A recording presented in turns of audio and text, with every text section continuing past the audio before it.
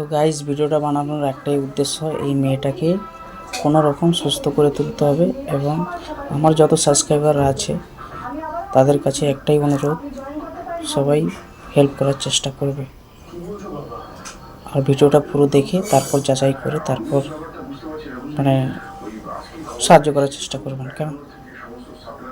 আমার মেয়ে হচ্ছে হৃদিকা, আমি হৈমন্তী দাস। ওর যখন এখন ওর 7 মাস মতো বয়স। 7 মাস বয়সে সাধারণত বাচ্চারা তো উঠে বসতে পারে বা ঘাড় সোজা হয়ে যায়, কিন্তু ও কিছুই করতে পারে না। ওকে শুইয়ে দিলে ও শুধুমাত্র শুয়ে থাকতে পারে, আর এদিকেও ঘুরতে পারে না, ওদিকেও উল্টাতেও পারে না, সাইড ফিরতে পারে না, ও কিছুই করতে পারে না। ও যখন 4 মাস বয়স ছিল তখনই আমি ডাক্তারবাবুকে জিজ্ঞেস করেছিলাম, ডাক্তারবাবু আমার মেয়ের তো ঘাড়টা এখনো শক্ত হয়নি, ওর সঙ্গে যারা যারা হয়েছে সবারই তো প্রায় ঘাড়টা শক্ত হয়ে গেছে। ডাক্তারবাবু বললো তাহলে তো এটা চিন্তার বিষয়, তাহলে আপনাকে একটা টেস্ট করতে হবে। তখনই তিনি এই SMA টাইপ 1 বলে এই টেস্টটা করতে দিয়েছিল। টাইপ 1 না, SMA টেস্টটা করতে দিয়েছিল। এবার 20 দিন পরে রিপোর্ট আসে, রিপোর্টে দেখা যায় ওর SMA পজিটিভ এসেছে। তখন ডাক্তারবাবু আমাকে বাইরে বের করে দিয়েছিল, আমাকে আর আমার বাচ্চাকে।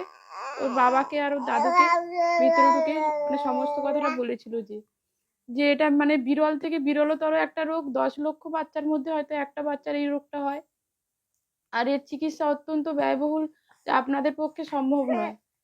তখন উনি ওই পিয়ারলেস এর সংযুক্তা ম্যামের কাছে যেতে বলেন, এবং তখন আমরা একে নিয়ে সংযুক্তা ম্যামের কাছে যাই। সংযুক্তা ম্যাম বলেন যে আগে অতটা চিকিৎসা ছিল না, কিন্তু এখন হয়েছে।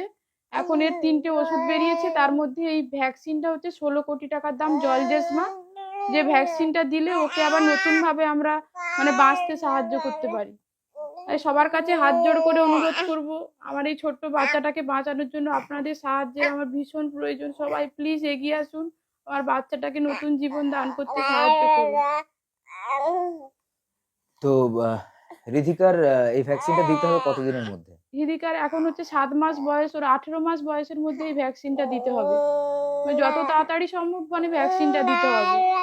ভ্যাকসিনটা ভ্যাকসিনটা না দিলে ওর পরপর ওর নার্ভগুলো শুকিয়ে যাবে, পরপর ওর কার্যক্ষমতাগুলো কমতে থাকবে। ও যখন হয় প্রথমে, ওর 1 মাস 2 মাস 3 মাস যখন বয়স ছিল, তখন ও সাধারণ বাচ্চাদের মতোই হাত পা তুলতে পারতো, কিন্তু পরপর ওই প্রোটিনটা শেষ হতে হতে ওর পরপর আস্তে আস্তে ওর কার্যক্ষমতাগুলো কমতে থাকে। যেমন এখন পাটাই তুলতে পারে না, হাতটাও অল্প কোনো পর্যন্ত তোলে, এর বেশি তুলতে পারে না, ঘাড়টাও শক্ত হয়নি। এখনো ওর এই সমস্যাগুলো, এবং ঠান্ডা এদের খুব সহজে এদেরকে ঠান্ডা আক্রান্ত করে আর কি, খুব সহজে এদের ঠান্ডা লেগে যায়। এই জন্য যতটা সম্ভব তাড়াতাড়ি ওকে ভ্যাকসিনটা দেওয়ার কথা বলেছে। ওর হাতে আর কিছুদিন সময় আছে, আপনারা যতটা সম্ভব ভিডিওটি শেয়ার করুন এবং ওর জন্য সাহায্যের হাত বাড়িয়ে দিন। আবারও আমি বলছি, আপনারা প্রত্যেকে প্লিজ আমাদের লাইভটা শেয়ার করুন। আমরা প্রতিদিন অনেক কিছু শেয়ার করি, বহু মিম শেয়ার করি, অনেক খারাপ কিছু হয়তো শেয়ার করে ফেলি মনের ভুলে। কিছু ভালো জিনিসও টাইম লাইনে থাকুক না, নিজেদের জন্য না হোক, অন্তত রিধিকার জন্য। যেহেতু রিধিকা একটা দুরারোগ্য ব্যাধিতে আক্রান্ত, সেই ব্যাধি থেকে মুক্তি পেতে গেলে 16 কোটি টাকা প্রয়োজন। আপনারা শুনলেন, এই 16 কোটি টাকা একটা বিশাল অ্যামাউন্ট অফ মানি। এই টাকাটা জোগাড় করার জন্য আপনাদের সাহায্য ভীষণভাবে প্রয়োজন। তাই যারা টাকা দিয়ে সাহায্য করতে পারবেন অবশ্যই করুন, আর যারা পারবেন না অন্তত লাইভটাকে বা ভিডিওটাকে শেয়ার করুন, বেশ কিছু মানুষের কাছে পৌঁছে যাক, যাতে করে কিছু ফান্ড রাইজ হোক, রিধিকার জন্য কিছু ফান্ড রাইজ হোক আর কি। আপনাদের প্রত্যেককে অনেক ভালোবাসা, অনেক ধন্যবাদ। আর রিধিকার জন্য প্রত্যেকে শুভকামনা জানাবেন। আশা করব রিধিকা সুস্থ হয়ে উঠবে খুব তাড়াতাড়ি।